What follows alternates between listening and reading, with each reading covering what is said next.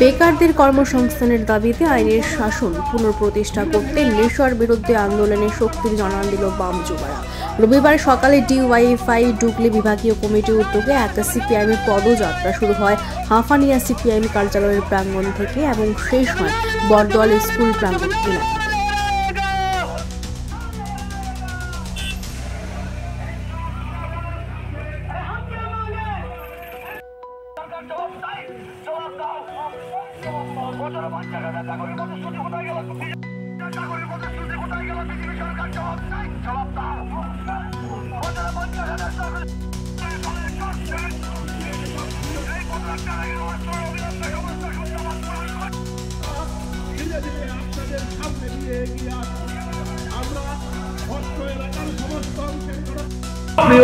দাঁড়ান, গণতন্ত্র প্রিয় মানুষের কাছে বার্তা পৌঁছে দিন।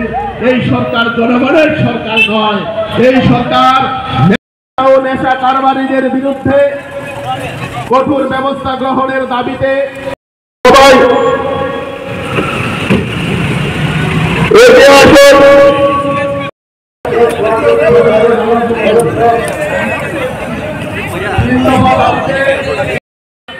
তারপর 2 লাইনে সারিবদ্ধ হবে।